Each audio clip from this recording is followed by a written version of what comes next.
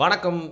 அனைவருக்கும் பொங்கல் திருநாள் நல்வாழ்த்துக்கள் அண்ட் புத்தாண்டு நல்வாழ்த்துக்கள்னு சொல்லுவேன்னு நினைக்கிறேன். இன்றைக்கி புத்தாண்டுலாம் இல்லை. புத்தாண்டு அப்படிங்கிறது வந்து பார்த்திங்கன்னா இன்னொரு நேரத்தில் கொண்டாட வேண்டியது. இன்றைக்கி வந்து எல்லாருக்கும் பொங்கல் திருநாள் நல்வாழ்த்துக்கள் மட்டுமே. எனிவே படத்துக்குள்ளே போயிடலாம். நான் இன்றைக்கி உங்ககிட்ட வந்து பார்த்துட்டு பேச போகிற படம் தலைவர் தம்பி தலைமையில் அப்படிங்கிற படத்தில். என்னடா படத்தோட பேர் சொல்லும் போதே சிரிக்கிறியா அப்படின்னு பார்த்தீங்கன்னா, கண்டிப்பாக வந்து ஒரு எக்ஸ்பெக்டேஷனே இல்லாமல் போய் பார்த்த படம் நல்லா இருந்துச்சு. அப்படின்னா வந்து பார்த்திங்கன்னா இன்றைக்கி நாள் எப்படி இருக்க போதோ அப்படின்னு சொல்லிட்டு ஒரு பேடான எக்ஸ்பெக்டேஷன் எழுந்திருக்கீங்க. ஆனால் நாள் ஃபுல்லாகவே இல்லை நல்ல விஷயமா நடந்துச்சுன்னா எப்படி இருக்கும், அதே மாதிரி எக்ஸ்பீரியன்ஸ் தான் இந்த படம் எனக்கு கொடுத்துச்சு. ஃபர்ஸ்ட் ஆஃப் ஆல் நிதிஷ் சஹாதேவ் அப்படிங்கிற டேரக்டருக்கு வந்து அப்ரிஷியேஷன், இந்த படத்தோட டேரக்டருக்கு அப்ரிஷியேஷன் கொடுத்துட்டு போகலாம்.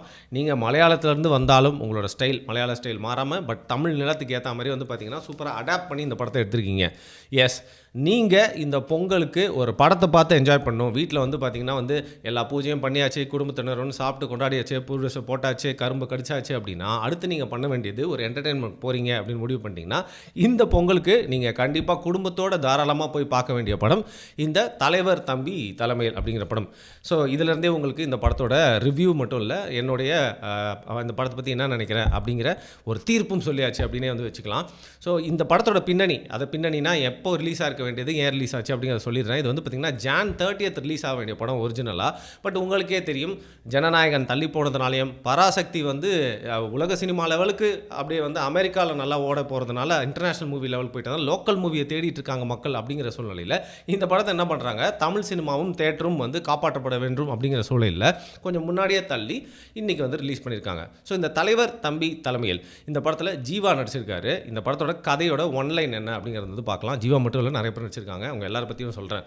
பேசிக்காக அந்த கதை என்னென்னா, ஒரு பஞ்சாயத்து தலைவராக வந்து ஒரு கிராமத்தில் இருக்கக்கூடிய ஜீவா அவர் ஊரில் வந்து பார்த்திங்கன்னா ஓட்டுக்காக மட்டும் இல்லாமல் ஊரில் இருக்க மக்கள் எல்லாரும் நலனுக்காகவும் வந்து பார்த்திங்கன்னா ஒரு நல்ல அரசியல்வாதியாக இருக்கார். எல்லாருக்கும் எல்லா விஷயமும் ஓடி ஓடி போய் வந்து செய்கிறாரு.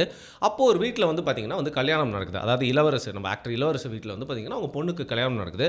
அதோட தன்னோட வீட்டு கல்யாணம் மாதிரி வந்து பார்த்திங்கன்னா எடுத்து செய்கிறதுக்காக ஜீவா வந்து அவர் லைஃப்பில் நடக்கக்கூடிய ஒரு பர்சனலான ஸ்பெஷலான விஷயத்தை கூட தள்ளி வச்சுட்டு அங்கே போய்ட்டு எல்லா வேலையும் இழுத்து போட்டு செஞ்சுட்ருக்க சூழ்நிலையில் அந்த வீட்டுக்கு பக்கத்து வீட்டிலே வாழ்ந்துட்டு இருக்க தம்பி ராமையாவோட அப்பா இறந்து போயிடுறாரு. தம்பி ராமையாக்கும் இளவரசுக்கும் ஏற்கனவே ஏற்பட்டிருக்க ஒரு பெரும் பகையினால் ரெண்டு பேரும் பேசிக்காமல் இருக்காங்க. ஆனால் ஒரே நாள் நைட்டில் கல்யாணமும் நடக்கணும், அடுத்த நாள் காலையில் வந்து பார்த்திங்கன்னா சாவும் எடுக்கணும். அப்படிங்கிற ஒரு சூழ்நிலையில் இவங்க ரெண்டு பேருக்குள்ளே பேசி காம்ப்ரமைஸ் பண்ணி சாவு எடுக்கிறத தள்ளி வச்சாரா, இல்லை கல்யாணத்தை தள்ளி வச்சாரா, இல்லை ரெண்டுத்தையும் ஒரே நேரத்தில் நடத்தினாரா அப்படிங்கிற ஒரு சூப்பரான நாட்டை வந்து பார்த்திங்கன்னா நம்மளுக்கு கொஞ்சம் கூட வந்து இன்ட்ரெஸ்டே குறையாமல் நம்ம நிதிஷ் சஹாதேவ் வந்து சொல்லியிருக்காரு. இந்த டேரக்டர் எடுத்துருக்க அந்த ஒரு சின்ன விஷயம் இருக்குல்ல, ரெண்டு பேரும் பக்கத்து பக்கத்தில் இருக்காங்க, சின்ன வயசுலேருந்து ஒன்றா வந்து வளர்ந்துருப்பாங்க, நட்பாக இருந்திருக்காங்க. பட் ஏதோ ஒரு ஈகோ ப்ராப்ளம்னால வந்து பார்த்திங்கன்னா பேசாமல் பிரிஞ்சிருப்பாங்க. பட் ஒருத்தன் வீட்டில் வந்து பார்த்திங்கன்னா சந்தோஷமான நிகழ்வு, இன்னொரு வீட்டில் பார்த்திங்கன்னா துக்க நிகழ்வு. இவங்க ரெண்டு பேரோட ஈகோ வச்சு இந்த ரெண்டு நிகழ்வையும் வச்சு பார்த்திங்கன்னா ஒரு கதையை எடுத்துகிட்டு போகலாம். அது மட்டும் இல்லாமல் இந்த கதையை ஒரு காமெடியாக ட்ரீட் பண்ணலாம். சரி, ஆனால் ட்ராமாவும் எடுக்கணும், ஸோ காமெடியும் இணைக்கணும். அப்படிங்கிறனால ஒரு ட்ராமெடி அப்படிங்கிற ஜானரில் வந்து பார்த்திங்கன்னா இந்த படம் முழுக்க வந்து கொஞ்சம் கூட போரே அடிக்காமல் வந்து எடுத்துகிட்டு போயிருக்காரு. இந்த படத்தில் எனக்கு பிடிச்ச விஷயம் என்னென்னு பார்த்தீங்கன்னா, ஸ்டார்டிங்லேருந்தே ஒரு படத்தோட கதை நடிப்பெல்லாம் சொல்கிறதுக்கு முன்னாடி ஒரு இசையமைப்பாளரை பற்றி சொல்லணும் அப்படின்னா அந்த படத்துக்கு அவர் வந்து எந்த அளவுக்கு, விஷ்ணு விஜய் அப்படின்னு நினைக்கிற ஒரு பேர், இவர் வந்து நிறைய படங்கள் ஏற்கனவே வந்து மலையாளத்தில் போட்டிருந்தாலும் இதுதான் அவர் போட்டது அப்படின்னு எனக்கு தெரிஞ்சு பார்த்த ஃபஸ்ட்டு படம் தமிழில். சூப்பராக சொல்கிறேங்க. இந்த படத்தோட கிரெடிட்ஸ்லாம் போடுறப்போ அப்போ ட்ரீட் பண்ண விதமாக இருக்கட்டும், கேமரா ஆங்கிள், அவங்க ஃபாண்ட்டு எல்லாத்துலேயுமே வந்து பார்த்துட்டே இருக்கும்போது சூப்பராக பண்ணியிருக்காங்களே, ஒரு நல்ல படம் பார்க்க போகிறோன்ற ஒரு நம்பிக்கை வந்து தொற்றிக்குச்சு. ஆனால் அந்த கிரெடிட்லாம் போட்டு டேரக்டர் பேர் போட்டு படத்துக்குள்ளே போகிறப்போ வந்து பார்த்திங்கன்னா ஏதோ விஷயம் சூப்பராக நம்மளை எங்கேஜ் பண்ணிட்டே இருக்கல என்னன்னு யோசிச்சு பார்த்தா மியூசிக்கு. ஸோ ஒரு படம் வந்து காமெடியை நல்லா தூக்கி காட்டணும், ரைட்டிங்கில் செம்மையாக மெனக்கிட்டு இருக்காங்க, அதில் குறை சொல்கிறதுக்கே இல்லை. எல்லாருமே சூப்பராக நடிச்சிருக்காங்க. ஆனாலும் அந்த படத்தை வந்து அடுத்த லெவலுக்கு கொண்டு போயிட்டு ஸ்டார்டிங்லேருந்து எண்டிங் வரைக்கும் தோய்வே இல்லாமல் கொண்டு போகிறதுக்கான ஒரு முக்கியமான கான்ட்ரிபியூஷனாக ஒரு மியூசிக் டேரக்டர் இருந்திருக்காரு. அப்படின்னா சீரியஸாக சொல்கிறேன், நீங்கள் வந்து ஒரு பெரிய ஆட் ஆன் இந்த படத்துக்கு சூப்பராக போட்டிருக்கீங்க. ஸ்டார்டிங்லேருந்து படம் எண்டிங் வரைக்கும் பார்த்தீங்கன்னா ஒரே விதமான ஜானர் மட்டும் இல்லை, பல ஜானர்ஸ் ஆஃப் மியூசிக்கை எக்ஸ்ப்ளோர் பண்ணது மட்டும் இல்லாமல் சும்மா துருன்னு படத்தை வந்து வச்சுருக்காரு. நீங்கள் தான் படத்தோட ஒரு ஸ்பெஷல் ஹீரோ அப்படின்னே வந்து வச்சுக்கலாம். நெக்ஸ்ட் டைரக்ஷன் பற்றி நான் ஏற்கனவே சொல்லிட்டேன், சூப்பராக எடுத்திருக்காரு. இப்போது நடிப்புக்கு வருவோம். Jeeva you deserve it. ஏன்னா ரொம்ப நாளுக்கு அப்புறம் வந்து பார்த்தீங்கன்னா உங்களுக்கு வந்து ஒரு சூப்பரான ஒரு ஹிட் படம் வந்திருக்கு அப்படின்ற நான் நம்புகிறேன். இது தெரிஞ்சோ தெரியாமல சிம்பாலிக்காக ஒரு சீம் இருக்கும். வாடா வாடா பையா அப்படின்ற ஒரு பாட்டு வந்து ஸ்பீக்கரில் ஓடிட்டு இருக்கும். ஜீவா போயிட்டு அதோட மைக்கை பிடுங்கி விட்டு அந்த பாட்டை ஸ்டாப் பண்ணுவார். சூப்பராக நடிச்சிட்டு இருந்தார் ஜீவா. ரொம்ப ப்ராமிசிங்கான ஆக்டராக தன்னோட ஃபர்ஸ்ட் 3-4 படத்துல பேர் வாங்கின ஜீவா எப்படியோ போயிருக்க வேண்டியவர் அப்புறம் கமர்ஷியல் பாதையை தேர்ந்தெடுத்து இன்றைக்கி வந்து பார்த்தீங்கன்னா வந்து அவருக்கு கிடைக்க வேண்டிய வெற்றி கிடைக்காம போயிடுச்சு அப்படிங்கிறத அந்த பாட்டோட வயரை பிடுங்குறப்போ எனக்கு வந்து தோணுச்சுங்க. அவன் கூட ஷேர் பண்ணிக்கணும்னு நினைக்கிறேன். ரொம்ப நாளுக்கு அப்புறம் எல்லாருமே ஒத்துக்கக்கூடிய எல்லாருமே ரசிக்கக்கூடிய ஜீவாவுக்கு ஒரு ஹிட் படம் கிடச்சிருக்கு. வழக்கம் போலங்க அவர் வந்து ஏற்கனவே பார்த்தீங்கன்னா முழுக்க முழுக்க பர்ஃபார்மராக அதுக்கான ஸ்கோப்பில் படத்துலேயே வந்து நடித்து வந்து அவரோட திறமையை காட்டிட்டார். இந்த படத்தில் காமெடி ஏற்கனவே அந்த ஒரு காலத்துலேயும் அவர் வந்து சூப்பராக ஆடிருக்காரு அப்படிங்கிறனால இந்த படத்தில் சும்மா ஸ்டார்டிங்லேருந்து எண்டிங் வரைக்கும் பல முக பாவங்களாக இருக்கட்டும், பாடி லாங்குவேஜ், அதுக்கப்புறம் டைலாக் டெலிவரி எல்லாத்துலேயுமே ஜீவா வந்து சூப்பராக ஸ்கோர் பண்ணிட்டு போகிறாரு. இந்த படத்தோட இவனெல்லாம் நடிச்சிருக்காங்க அவங்களாம் நடிச்சிருக்காங்கன்னு சொல்லிட்டு பிரித்து சொல்லவே முடியாது. ஏன்னா இளவரசு டாப் கிளாஸு, தம்பிராமையா சொல்லவே தேவையில்லை. அது மட்டும் இல்லாமல் மற்றும் பலர் அப்படிங்கிற மாதிரி இந்த படத்தில் ஒரு சின்ன சீனில் வரவங்க இல்லை வந்து பார்த்திங்கன்னா பேக்ரவுண்டில் நிற்கிறவங்க ஏதோ ஒரு டயலாக் இல்லாமல் பார்த்திங்கன்னா முக எக்ஸ்பிரஷன் கொடுத்து போட வேண்டிய சொல்லிட்டு எல்லாரையுமே பார்த்து தேர்ந்தெடுத்திருக்காங்க. நேட்டிவிட்டி குறையாமல் டயலாக் டெலிவரியிலேருந்து அவங்களோட நடிப்பு அப்படிங்கிறது எல்லாருமே வந்து பார்த்திங்கன்னா ஒரு தேர்ந்த நடிகர்களாக ஒரு சின்ன கேரக்டருக்கு வந்தால் கூட தேர்ந்த நடிகர்கள் அளவுக்கு நடித்தது இந்த படத்தை வந்து அடுத்த லெவலுக்கு வந்து கூட்டு போயிருக்கு. அதையும் தாண்டி இந்த படம் வந்து பார்த்திங்கன்னா மதுரையை சுற்றி நடக்கிற மாதிரி இருக்கும். ஆனால் கல்யாணம் மாப்பிள்ளை ஒரு கோஷ்டி வந்து மார்த்தாண்டம் கன்னியாகுமரி பக்கத்துலேருந்து வரும்.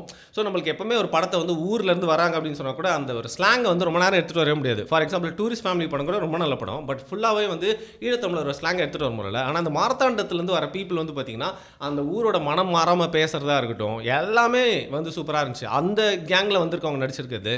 குறிப்பாக எல்லா படத்துலையுமே வந்து அப்ரிசியேஷன் வாங்கிட்டே இருக்க ஜென்சன் திவாகர் அவர் இந்த படத்துலையும் வந்து பார்த்திங்கன்னா சூப்பரான ஒரு ரோல் கொடுத்த ரோலை கச்சிதமாக வந்து செஞ்சுட்டு போயிருக்காரு. இந்த மாதிரி எல்லா சைடு ஆக்டர்ஸும் மெயின் ஆக்டர்ஸ் குணச்சித்திர நடிகர்கள் எல்லாரோட பர்ஃபார்மன்ஸும் அப் டு த மார்க் இருந்ததுனால இந்த படத்தில் அதில் குறை சொல்கிறதுக்கு எதுவுமே இல்லை. இன்னொரு விஷயம் இந்த படத்தை பாராட்ட வந்தது ஒரு சின்ன பட்ஜெட், ஒரு 4-5 லொக்கேஷன் தான் திருப்பி வருது. பட் போரே அடிக்கல, கிளாஸ்ட்ரோஃபோபிக்காக ஃபீல் ஆகாமல் திருப்பி அந்த லொக்கேஷன்ஸ்லேயே இருந்தாலும் அதை விடுப்பா கதையில் பாரு ஏதோ நடக்குது அப்படின்னு சொல்லிட்டு அவ்வளோ எங்கேஜிங்காக இருந்துச்சு.